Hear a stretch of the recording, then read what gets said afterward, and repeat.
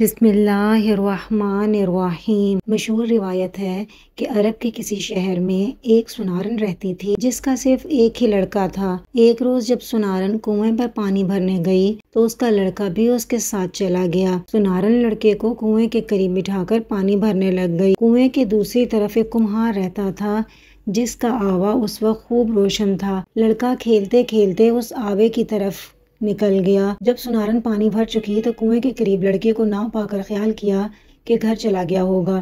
واپس گھر پہنچی تو گھر پر بھی لڑکا موجود نہ تھا۔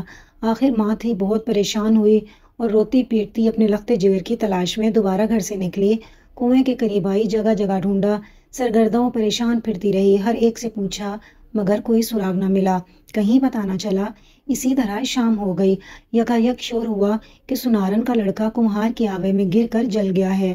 یہ سن کر اسے انتہائی صدمہ ہوا اور اس قدر روئی کہ غش آ گیا۔ عالم غشی میں کیا دیکھتی ہے کہ ایک معظمہ نقاب پوش تشریف لائی ہیں اور فرماتی ہیں کہ غم نہ کر، تیرا لڑکا بہت جلد تجھ سے ملے گا۔ تو نیت کر لے کہ اگر میرا لڑکا صحیح اور سالم آوے میں سے زندہ کھیلتا کودتا نکل آئے تو میں جناب سیدہ رضی اللہ تعالیٰ عنہ کی کہانی سنوں گی۔ سنارن نے فوراً عالم غشی ہی میں نیت کر کے منت مان لی۔ جب آنکھ کھلی تو واقعی سنارن نے دیکھا کہ لڑکا اللہ کے فضل و کرم سے ہنستا کھیلتا زندہ سلامت چلا آ رہا ہے اور باجازت جناب سیدہ رضی اللہ تعالیٰ عنہما سے اس کے جسم پر آگ نے کوئی اثر نہیں کیا، یہاں تک کہ لباس بدن بھی محفوظ رہا۔ بہنوں، پڑھو درود محمد صلی اللہ علیہ وآلہ وسلم کے نام پر، صدقہ ہو آل پاک رسول انام صلی اللہ علیہ وآلہ وسلم پر۔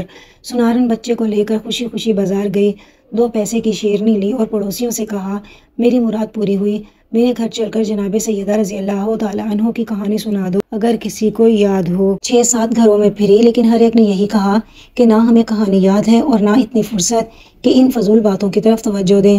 سنارن سب سے مایوس ہو کر جنگل کی طرف چل دی۔ کچھ دور چل کر وہی نقاب پوش معظمہ نظر آئیں اور فرمایا اے خاتون رو مت، تو چادر بچھا کر بیٹھ جا، میں کہانی سناتی ہوں، تو سن۔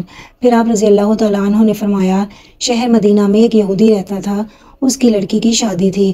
وہ یہودی جناب رسول اللہ صلی اللہ علیہ وآلہ وسلم کی خدمت میں آیا اور کہنے لگا کہ میری لڑکی کی شادی ہے، آپ اجازت دیں تو میں شرف پاؤں کہ جناب سیدہ رضی اللہ تعالیٰ عنہ میرے گھر تشریف لے جائیں۔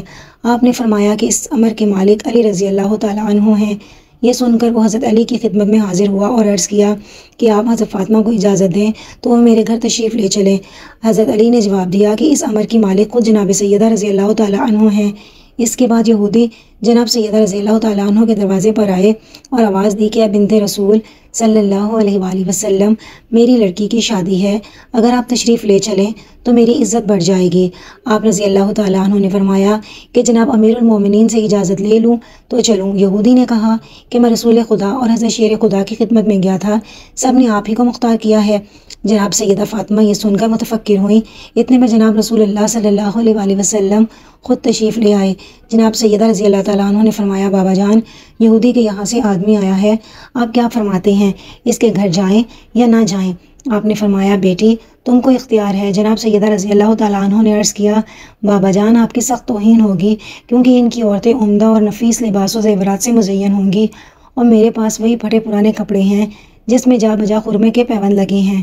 رسول اللہ نے فرمایا بیٹی اسی حالت میں جاؤ جو مرضی ہے معبود۔ چنانچہ جناب سیدہ رضی اللہ تعالیٰ عنہ جانے کو تیار ہو گئی۔ اپنی ڈیوڑی تک نہ پہنچی تھیں کہ حوران جنت آسمان سے نازل ہوئیں اور جناب سیدہ رضی اللہ تعالیٰ عنہ کو لباس فاخرہ پہنایا۔ کچھ حوریں دائیں اور بائیں اور کچھ پیچھے اور کچھ آگے روانہ ہوئیں۔ اس شان سے جناب سیدہ رضی اللہ تعالیٰ عنہ کی سواری یہودی کے مکان پر پہنچی۔ جو ہی آپ یہودی کے مکان پر پہنچی تمام مکان آپ کے نور سے روشن ہو گیا اور ایسی خوشبو پھیلی کہ دور دور تک خوشبو محسوس ہونے لگی۔ یہ تجمل، یہ وقار دیکھ کر تمام یہودی عورتیں بے ہوش ہو گئیں۔ تھوڑی دیر کے بعد سب کو ہوش آ گیا مگر دلہن کو ہوش نہ آیا۔ لاکھ تدبیریں کی مگر سب بے سود ثابت ہوئیں۔ دیکھا تو معلوم ہوا کہ روح کفس عنصری سے پرواز کر چکی ہے۔ آنن فانن شادی کا مکان ماتم کدہ بن گیا۔ جناب سیدہ کو یہ دیکھ کر بہت تشویش ہوئی اور فرمایا کہ اطمینان رکھیے، ابھی ہوش آ جاتا ہے۔ اس کے بعد فوراً آپ نے 2 رکعت نماز پڑھ کر دعا کے لیے ہاتھ بلند کیے اور کہا کہ اے میرے معبود، میں بنت رسول ہوں، صدیقہ نام رکھا ہے تو نے بطول کا، جھوٹا نہ کیجیو مجھے صدقہ رسول کا۔ اے میرے معبود برحق، میں تیرے رسول کی بیٹی ہوں، میری عزت تیرے ہاتھ میں ہے۔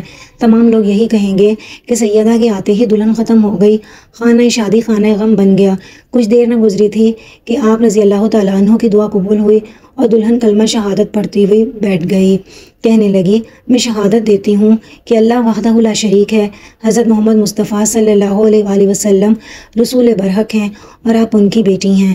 آپ مجھ کو مذہب اسلام کی تعلیم فرمائیں۔ اور اس طرح صدق کے دل سے وہ دلہن مسلمان ہو گئی۔ جناب فاطمہ کا یہ اعجاز دیکھ کر 500 یہودی مرد و عورت مسلمان ہو گئے۔ آپ کو سب نے نہایت عزت و حرمت کے ساتھ رخصت کیا۔ ایک عورت آپ کی کنیزی میں دی۔ آپ اپنے دولت خانہ پر واپس تشریف لائیں اور تمام ماجرا جناب رسول اللہ صلی اللہ علیہ وآلہ وسلم سے بیان کیا۔ رسالت مآب صلی اللہ علیہ وآلہ وسلم نے بھی اللہ پاک کا شکر ادا کیا۔ کہانی کا پہلا حصہ ختم ہوا۔ معظمہ نے دوسرا حصہ شروع کیا۔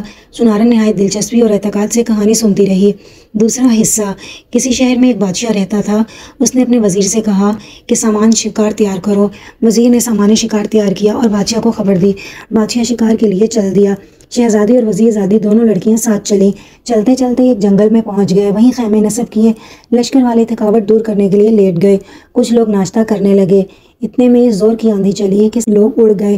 شہزادی اور وزیر زادی کا کچھ پتہ نہ چلا۔ دونوں پہاڑوں پر جا کر گری گئی۔ آندھی بند ہونے کے بعد رفتہ رفتہ تمام لوگ جمع ہو گئے اور تمام لشکر لوٹ آیا، لیکن لڑکیوں کا کچھ پتہ نہ چلا۔ بادشاہ اور وزیر نے بہت ڈھونڈا اور خود بھی سرگرداں پھرے، لیکن کہیں بھی پتہ نہ چلا۔ مجبوراً اپنے دارالسلطنت کو واپس آئے۔ اتفاق وقت کے ان کے جانے کے بعد کسی دوسرے ملک کا بادشاہ اسی جنگل میں شکار کھیلنے آیا اور اپنے وزیر کو حکم دیا کہ کہیں پانی تلاش کرو، مجھے پیاس محسوس ہو رہی ہے۔ وزیر پانی کی تلاش میں روانہ ہوا اور اتفاقاً اسی پہاڑ پر پہنچا جس پر کہ یہ دونوں لڑکیاں تھیں۔ یہ لڑکیاں اپنے والدین سے چھوٹ کر اور پریشان ہو کر اتنا روئیں کہ بے ہوش ہو گئی۔ عالم غشی میں کیا دیکھتی ہیں کہ ایک معظمہ نقاب پوش تشریف لائی ہیں اور فرماتی ہیں کہ اے لڑکیوں، تم منت مان لو کہ جب ہم اپنے والدین سے مل جائیں گے تو جناب سیدہ کی کہانی سنیں گے۔ ان لڑکیوں نے عالم غشی میں منت مان لی۔ جب ہوش آیا تو ایک دوسرے کی تصدیق کی اور کہا کہ میں نے بھی یہی دیکھا۔ اتنے میں وہ وزیر جو پانی کی تلاش میں گیا تھا آ پہنچا اور دونوں لڑکیوں کو دیکھ کر حیران رہ گیا۔ پوچھا کہ اے لڑکیوں، تم کہاں کی رہنے والی ہو؟ اپنے حسب و نسب سے آگاہ کرو۔ لڑکیوں نے سارا قصہ بیان کیا اور کہا اس طرح ہم اپنے والدین سے چھوٹ گئے ہیں۔ وزیر اپنے بادشاہ کے پاس گیا اور سارا قصہ بیان فرمایا۔ بادشاہ نے کہا کہ تم فوراً جاؤ اور دونوں لڑکیوں کو لے آؤ۔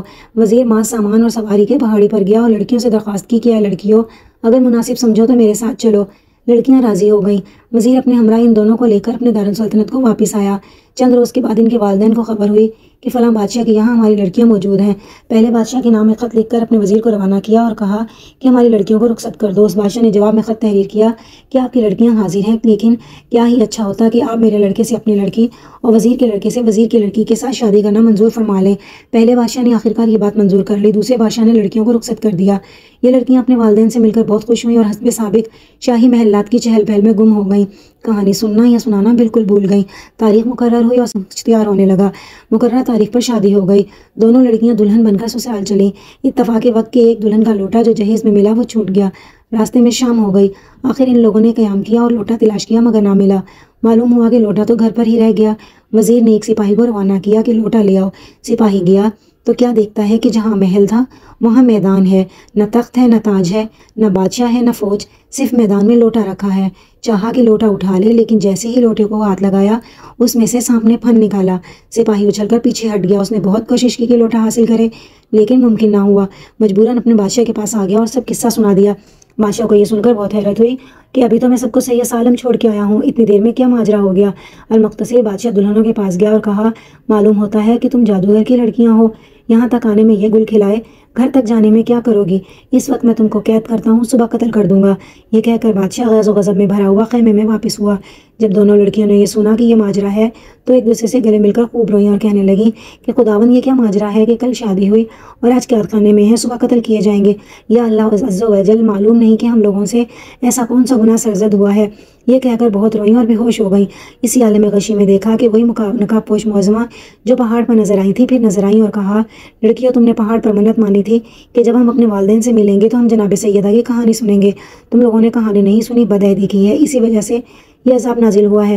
اب تم لوگ اسی قید خانے میں کہانی سنو۔ لڑکیوں نے کہا قید خانے میں پیسے کہاں؟ آپ نے فرمایا تمہارے آنچل میں 2 پیسے بندھے ہیں۔ لڑکیاں جب ہوش میں آئیں تو دیکھا کہ آنچل میں 2 پیسے بندھے ہیں۔ انہوں نے کسی طریقے سے 2 پیسے کی شیرنی منگوائی۔ ایک نے کہانی کہی اور دوسری نے سنی۔ صبح کو جب جلاد کو بادشاہ نے بلایا اور دلہنوں کو قتل کا حکم دیا، جلاد دلہنوں کے پاس گیا تو انہوں نے کہا کہ بادشاہ چند باتیں ہم سے سن لے، پھر ہمیں بے شک قتل کروا دے۔ بادشاہ آیا تو دونوں شہزادیوں نے اپنے ہینا آلود ہاتھ باندھ کر کہا کہ ایک آدمی پہلے ہمارے مکان پر بھیج دیجئے کہ وہاں کے حالات معلوم ہو جائیں، پھر آپ کو اختیار ہے۔ بادشاہ نے اسے منظور کر لیا اور سپاہی کو پہلے بادشاہ کے یہاں بھیج دیا۔ سپاہی جب وہاں گیا تو دیکھا کہ محل، شاہانہ تخت و تاج سب کچھ اسی طرح موجود ہے۔ سپاہی واپس آیا اور ماجرا بادشاہ سے کہہ سنایا۔ بادشاہ لڑکیوں کے پاس گیا اور پوچھا کہ کیا قصہ ہے۔ انہوں نے تمام حقیقت جناب سیدہ رضی اللہ تعالیٰ عنہ کی سنائی اور کہا کہ ہم نے کہانی نہیں سنی تھی، اسی وجہ سے شاید یہ عذاب ہم پر نازل ہوا تھا۔ بادشاہ نے یقین کر لیا اور لڑکیوں کو جو اب شہزادے اور وزیر زادے کی دلہنیں تھیں رہا کر دیا۔ یہ کہانی سنارن سے کہہ کر جناب سیدہ رضی اللہ تعالیٰ عنہ روپوش ہو گئیں۔ سنارن جب اپنے گھر واپس آئی تو کیا دیکھتی ہے کہ جن جن لوگوں نے کہانی سننے اور سنانے سے انکار کیا تھا اور فضول سمجھا تھا، ان کے گھروں کو آگ لگ گئی۔